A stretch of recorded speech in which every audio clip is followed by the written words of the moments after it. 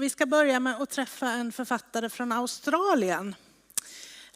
Hayley Scrivenor, eller vi ska ta reda på vad hon heter egentligen, hur man ska uttala hennes efternamn. Men innan vi släpper in henne och övergår helt till engelska så tänkte jag berätta att hon har doktorerat i kreativt skrivande vid University of Wollongong i Australien. Och sen debuterade hon 2022 med just den här boken Dirt Town som har översatts till svenska nu med samma titel på svenska. Och tidigare i år så släppte hon sin andra bok som heter Girl Falling. Och man kan väl säga att hon skriver en slags psykologiska thrillers. Den här Dirt Town utspelar sig i den lilla staden Durton som invånarna då kallar för Dirt Town.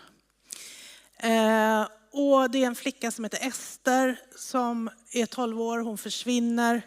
Och så får vi följa hur det här försvinnandet påverkar stan. Och särskilt så följer vi 2 av den här försvunna flickans vänner som heter Ronnie och Louis. Och så följer vi också en polis som heter Sarah Michaels som är den som leder sökandet. Men då ska vi se om vi har Hayley med oss här. Hello. Hello, yeah, I can hear you, but I still don't see you. See if I can see you. Oh, now I have see an you too. advantage. Very welcome. My name is Kerstin Thank you so Bergman. much for having me. I'm so excited. I'm sitting here in a theater in Sundsvall, Sweden, with a full room of a big audience here, and they can see you up on the screen behind me. I thought my first question would be, are we supposed to pronounce your last name? We've been discussing that, and we couldn't figure it out. You said it correctly the first time. Hayley Scrivenor. Scrivenor. Thank you. Yeah. And you are where right now? Well, it's 4 a.m, and I am in Wollongong, Australia, which is a beautiful town on the ocean. It's about an hour and a half south of Sydney. So here we have a nice mountain behind us and the ocean in front of us. That's actually the only place in Australia where I have been. I've been to a crime fiction conference there at the university once. Oh, really? At the University of Wollongong? Yeah. Oh, fabulous. We probably know some of the same people. Yeah. But yeah, it's very different to where I grew up, which is where Dirt Town is set. So I'm from originally a place called The Rock, which is a very small country town. And if you've read Dirt Town, you kind of have a sense of what that place is like. Yes, very much so. One thing that strikes you when you read Dirt Town is the setting, this kind of barren landscape, the heat, the dust, the draft. It's very present in the story, and it's almost like the setting is a character in the book. It takes a big place. How important was the actual setting for the creation of the plot for you when you wrote this book? Yeah, I think Dirt Town is really a story about what it is like to be a child. I think a lot of the book is about childhood and about that feeling that you don't have a lot of control or a lot of power or ability to change what happens. And I think sometimes fiction can make children seem very innocent or like they don't have problems. But my memory of being a child is that I had lots of emotions, but I was sort of not able always to express them. And also one thing I remember about my childhood is being in a town that was far away from other places. So I think people can be isolated anywhere. I think people can be isolated in a city. I don't think it has to be set in a small Australian country town. But it certainly helps to have a crime story there because you have people that know each other very well, that live together. And it's difficult for certain characters, particularly the children, to leave. So it's sort of, I mean, there are 2 reasons. One reason I wanted to write about the place where I grew up. You know, I think the writer comes to a story wanting to get something down about things they remember or how a place really was. But also I realized it was a really good place to tell a story because there's this creeping sense that something bad has happened or will happen. So how come you didn't use the real name of the city, that you created Durton instead of The Rock? Well, I was really worried that people would be angry at me that I had set a crime story. And for context, you know, I had a good childhood. You know, it was a good town and I could ride my bike and we still have family friends that live there. And it's sort of not their fault that I went on to become a crime writer. So my second book has just come out here in Australia, and I did the same thing. I had a real town in my mind, but I changed the name so that I guess I just don't want people kind of coming up to me in the bar afterwards and getting angry at me at writing events. But it also means you can move things around and you can change the geography to better suit the story too. That's one of the advantages. Yeah. I've heard that your book has been referred to as Outback Noir. We talk a lot about, Nordic noir and Scandi noir and things like that. And it has been compared to other authors like Jane Harper that I think a lot of readers in Sweden know. And this Outback Noir seems to be often set in the outback, of course, in a small town somewhere where everybody knows everybody. And then the story has to do a lot with digging up dirt about the people living there. Do you think that's a fair description of Outback Noir, since we're not that familiar with it? Yeah, and look, it's interesting because at our end, we love sort of Scandi noir and, I think there is a sense of seeing a place that you don't get to see every day is interesting. And one interesting thing about publishing this book in America was people were kind of like, it seems exotic to them in some way, even though they have those big dry landscapes as well. So I'm not really sure. But I think the appeal is that the landscape is so extreme that it feels like it turns up the story. And I'm very lucky there's been a wave. I kind of wrote my book, and I'll be honest, not really knowing that much about Outback Noir or really knowing that existed.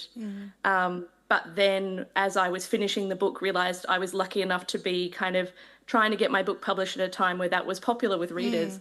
And I wish I could say that was smart and strategic on my part, but it was really just the book that I wanted to write. And I feel very lucky. It's been translated into about 8 languages, I think, at this point. So there must be some appeal to this genre. But I also don't feel stuck in that. My next book is also set in the Australian kind of wilderness in a way, but it's a very different part of Australia. And my next book won't be set in Australia at all. So I feel like I just am telling the stories that I want to tell, and I hope that readers find them however they kind of hear about them. One thing that really makes Dirt Town stand out is that you've included a very unusual point of view telling the story. So the children of Dirt Town are included in the collective we as one of the perspectives of narration. And it's something that I don't think I've come across in crime fiction before. But I understand you wrote a doctoral degree that dealt at least partly with that very concept. Can you tell us a little bit about this concept and how and why you decided to use it? You're absolutely right. I did do my doctoral thesis on this, and it's also a very dangerous question to ask in case I give a very long and boring answer. So I'm going to try we only not have to do 15 that. minutes, so I'm going to stop you if it takes too long. But honestly, I was just interested in, most books are narrated in a way that it says, he walked across the room or I walked across the room. But I think something really interesting happens when you say we walked across the room, because it's not a common way to tell stories. And I think this book is about what happens when you take someone away from a small community. And I really wanted to look at the fallout of that. And honestly, I was inspired by, if you've ever seen a traditional Greek, ancient Greek play, they will have, for example, a tragedy, they will have the Greek chorus that comes out and sort of comments on the action, and they're speaking together. They actually sing together in Greek theatre. And so I thought that was such a beautiful idea, but what if I took that and I took it and applied it to a small country Australian town, which is the opposite of the sophisticated, ancient idea. It was almost like as far as I could get from that as possible. And yet I do think they sort of sing about the town together. And I think most importantly, they're not just there to sing, but they're there to kind of tell us what happened, because I think a crime novel promises that there will be a resolution and then you will get to understand what happened. And so they're not just writing that I hope is beautiful, they were really enjoyable sections to write, but also that they have some part to play in the plot. Well, they definitely do. And I never thought about that connection to the Greek theater, but of course, that's what it is. I just didn't think about it like that. Some other point of views in Dirt Town are individual children. We have Ronnie and we have Louis. And taking a child's perspective can sometimes be tricky when you're telling a story. What do you think is the key to write a story from the point of view of a child or children to make it believable?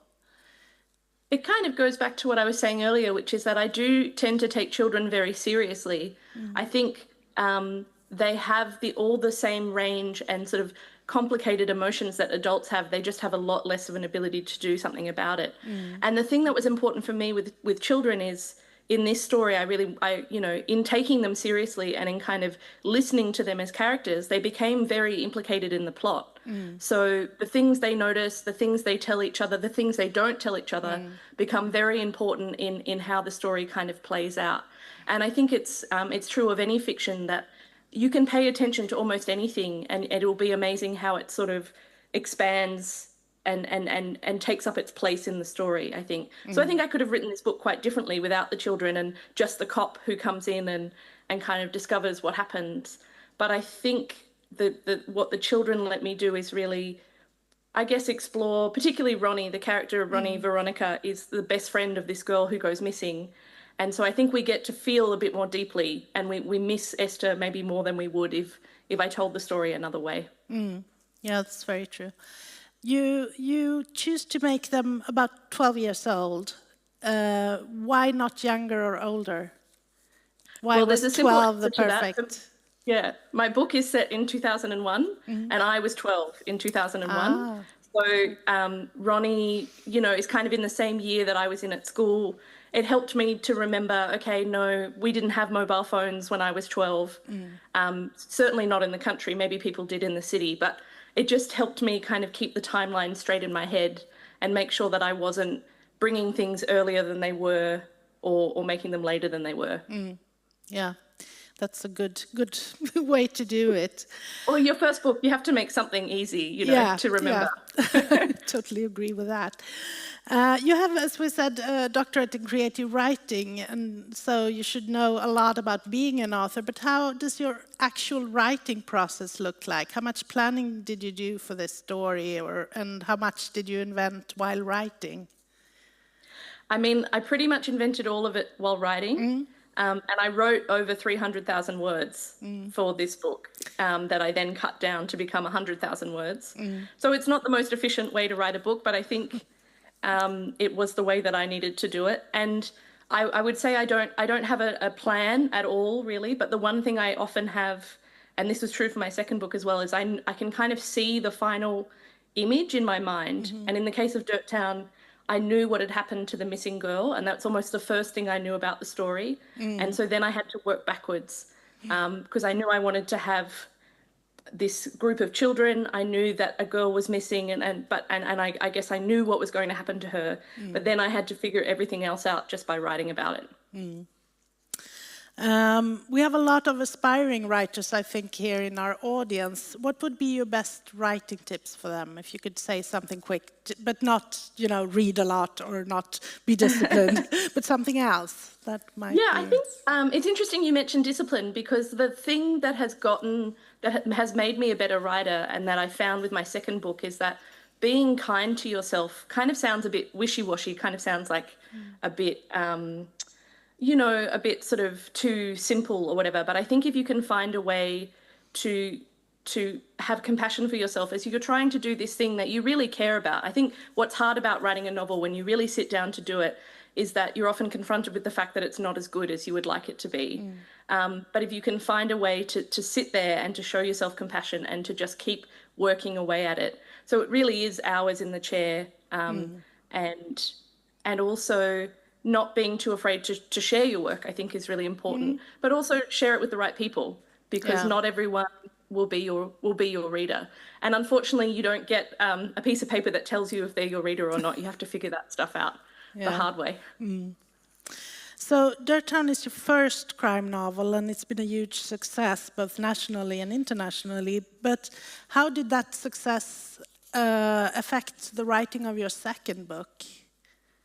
I'm lucky in many ways, because Dirt Town exploded in a way that I was not expecting. I've been to festivals overseas. It's won international awards. It was a bestseller here and in the US. But I'm very lucky that I didn't know that when I started writing my second book, and I had about 18 months of really solidly working on book 2 before book 1 came out. And gosh, that makes it that makes it much easier, because I already had a story and I already had a sense of the characters and the story that I wanted to tell. And I wasn't, I think a mistake would have been to try and tell Dirt Town 2, you know, the sequel, because I think I'm proud of that second book I wrote. And it's quite different, but I think it's also very interested in people and how they work, and also the emotional cost of a crime.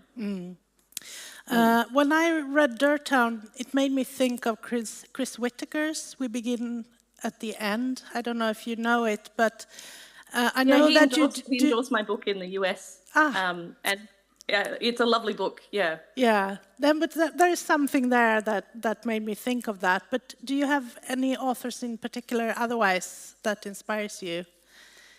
I really love the work of Tana French. I'll read anything she writes. I mean, I have to put in a good word for the Australians, and I do think Jane Harper and Chris Hammer are really, if you like those small town kind of mysteries, I mean, Jane Harper does, they both do other things, but I think actually one of my, and it's contested as to whether she's really a crime writer, but I love Donna Tartt. I think she writes these great sprawling stories that have a crime often at their heart. So she's one of my favorites. So do you know if Girl Falling will be translated to Swedish soon? I certainly hope so. We're looking forward to if anyone that. in the audience knows anyone. No, it's still kind of early days, but I would love for it. I would love for it to be, and because it hasn't come out in the US and the UK yet, and so often I feel like that comes first. It's the beginning of the process. Yeah. Okay, I think our 15 minutes are up already. Time flies here. But thank you so much for joining us, and good luck with your next book. Thank you so much. Thanks for having me. I'm going to go to bed now, I think. Back to bed. Thank you.